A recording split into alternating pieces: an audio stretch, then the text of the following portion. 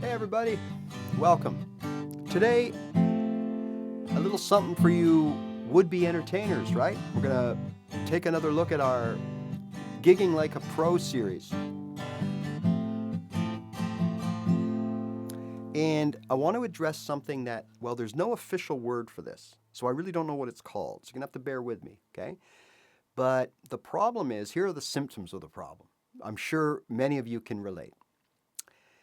You're doing a cover song, and you're like, you're going into the chorus or whatever, and it just feels like you're scratching on an icy hill to try to get over that hill, right? And you can't do it. You feel you're reaching, but you can't do it. Now that could relate to, for example, going from the end of a low verse into a super high chorus like the G, right? And you're right up there in the G, and you're wailing away, I just want your love tonight, and it's just too high. Okay, two reasons for that. There's really three, but two reasons before we address the real problem. One, that G is too high for you to sing.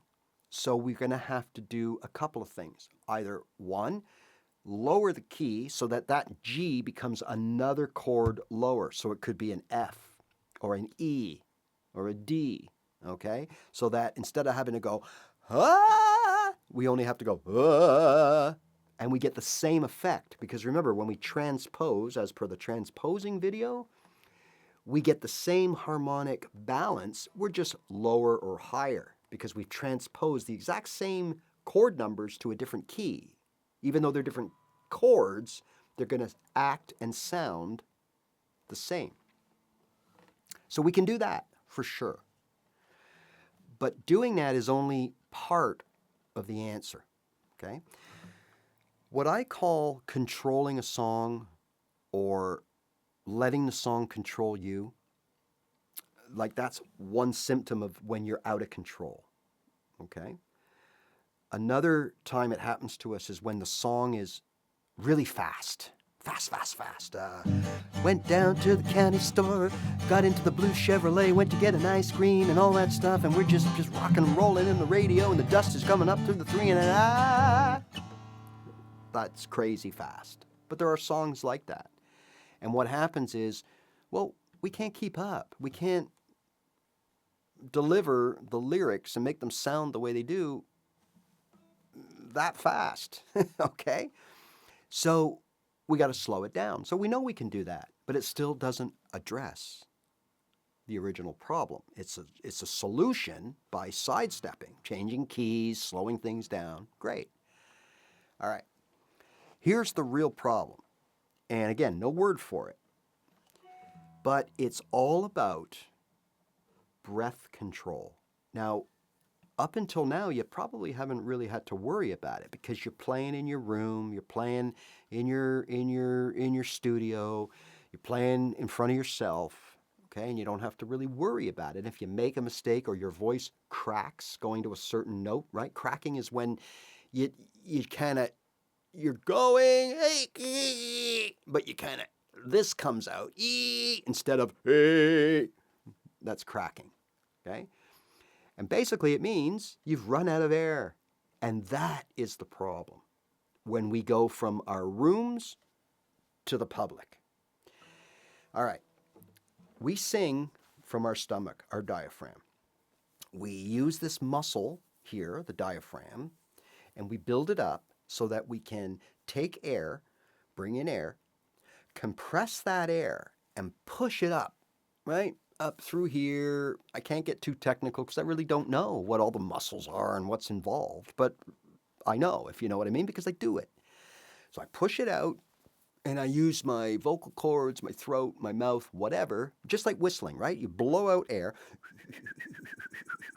and you use your lips to kind of make, so that the air comes out and makes a whistling sound. Same with your voice. Your voice is the same. You take compressed air, forced up through your system, and you use your vocal cords to form it in your mouth to make sounds, words, things, whatever. All right. Now, when we're playing songs, remember, we can't, how would you say this? Just because you play guitar and just because you can sing a little bit, well, it doesn't mean you can play every song that's ever been published. Because some songs are out of your key. Some songs are just so fast. Some songs are just way too low or way too high, which is out of your key. And you can't sing them. It's real simple. So we've already addressed in another video how we got to find songs that are best suited for us in terms of range and style and all that kind of stuff, right? So this is more about why we do that and what happens if we don't do that, okay? So if we don't do that, we end up losing control of the song. Now that basically means that if I'm playing C, and I'm singing in the C and everything sounds harmonic, and I go to the D, which is higher, high, and I sing in the D, then I got to go to a G, the highest chord, and it just doesn't sound right. I can't get there, okay? Well, a couple things could have happened. You fell off the track. So instead of starting your C here, C, remember there's on a piano, there's C, C, C, C, C, C, C. On a guitar, there's C, C, C, C, right? There's all kinds of C's. C, there's all kinds of C's. So if we're still in C, but if we start on too high of a C, then by the time we go to the D, then it's even higher. And then by the time we go to the G, we're out of our range. So we need to start on a lower C. C, D, G. There's no mathematical formula that I know of that'll tell you when you look at a cover song and say, okay, I got to be in this C, right? Instead of that C. You're just in a C. So I've always just figured out I got to figure it out.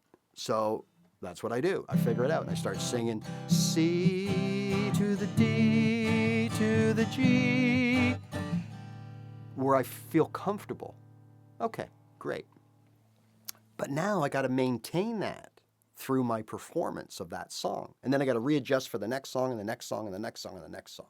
So part of our problem is we get to the point where we go off track and we start on the wrong chord, like singing the wrong sonic to that chord. So we're too high when we start, so we're going to be way too high when we finish the run. Does that not make sense, right? Because you're going to go up and you're out of your zone, and you're going to sound terrible, and you're going to risk being embarrassed, okay? So why do we have to do that? Well, again, it's all in the root problem here, which has no word. We haven't assigned a word to this, about losing control of the song. Breath control. There's the word. There it is. It's all about breath control. So we need to be able to, no matter what song we're playing, we have to go through the key, make sure it's the right key for us. If it isn't, we have to adjust it, right? Then we have to try and sing the song, right? Now, I could go through it in my room and it sounds great. And then I sit down in front of 50 people in a cafe, and all of a sudden my chest is tight, my stomach's tight, I'm nervous, oh, right? And now I need to adjust where I start. I got to go lower because there's no way I'm going to be able to sing that high note in front of all these people. I'll have to make that adjustment on the run because we have to control our breath, our breathing. We have to control our breathing. Right? So, when I am in control of a song, it's because I feel full. I've got a full lungs of air. I feel strong. I got my guitar. Yeah, I can go anywhere, anytime with any chord. And I just feel that way. When I'm losing control, now I'm relying on my throat. So I'm not really pushing air out of my system anymore because I don't have any to push. And I'm just getting through the song. Like, we went down to the beach and I went into the truck and I couldn't believe what I saw. That's coming from here, my voice. Now, once you get good and you've been doing it a while, you can get by for a song or two. But eventually, you can blow your throat out. You're going to be sore. You're going to be dry. You're going to always have to drink.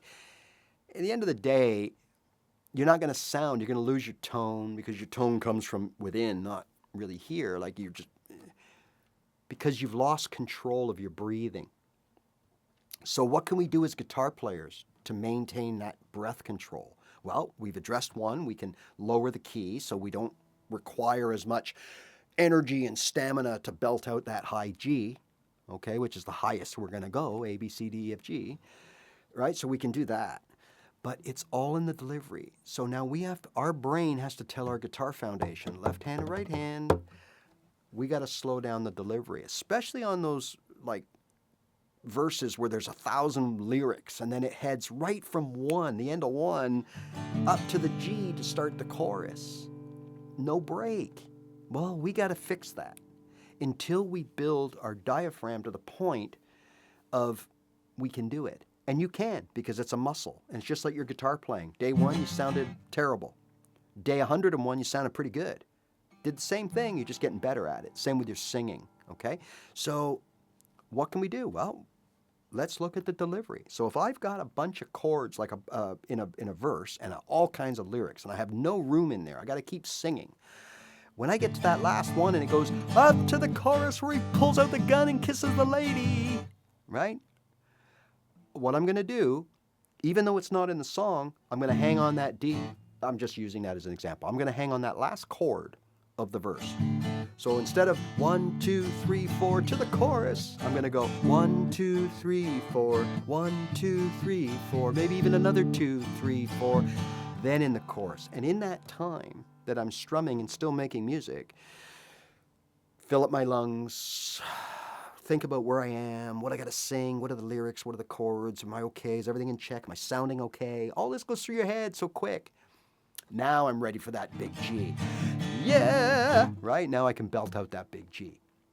So what we've done is we've had to adjust our delivery of the song, make it our own, not because we think it sounds better, but a lot of times because of survival, because that's the only way that we can actually deliver that song in a musical way and make it a performance that someone will want to hear. We have to keep breath in our lungs, and until we really build up, which you're only going to do by doing this every day, okay? And not many of us have the opportunity to go out and play in front of people every single day, and that's how it's called building your chops. It's getting your breathing down quicker. Fill up. You hear me? Fill up real quick. Make your voice quick. Get a quick bit of air here and a bit of air there, and keep it in your lungs so that you can continue being on top of the song. Not on the bottom with no air in your lungs, crawling to get up that hill.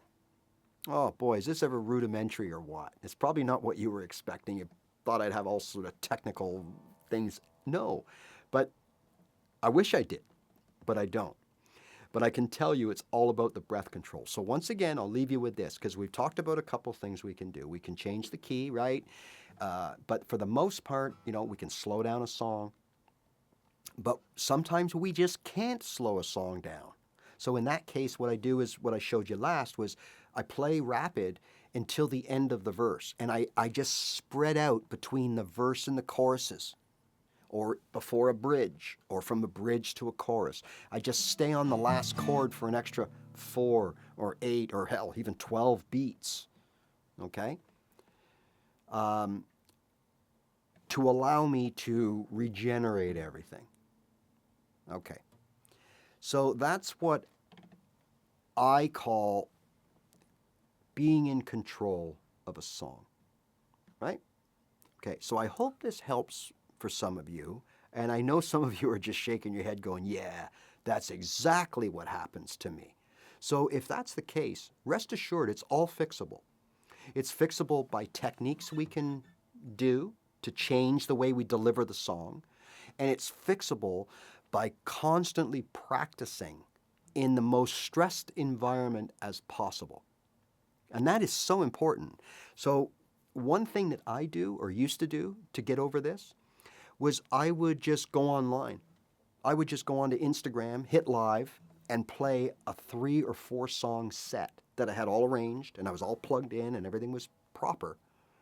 And I would play no matter if there was one person or 100 people, and I would play my 4 songs And I get that sort of adrenaline rush. I'd start sweating a little bit because even though there's nobody out there in the audience, I know there's people watching me in the camera. And that gets your heart going. It tightens up your chest. It tightens up everything because you're performing in front of people. And that really helped me. And literally after 4 or 5 days, I was like I got more nonchalant, more relaxed. Hey, I've only got 158 people online. Pff, no problem. And I'd start singing away, and I was confident. And that's where we need to be. Okay? So, again, any comments, suggestions, things that further on this subject that you'd like to know about, like to see some videos about, let me know in the comments. For those of you that haven't subscribed yet and you think I can help you, please do so. It's really appreciative. It shows me that somebody likes what I'm doing, and it tells YouTube that, as I always say, I'm maybe not a nobody, even though, well, I'm a nobody. All right? So see you later. And remember, Tuesdays, 2 p.m., join me live. Okay? See you later.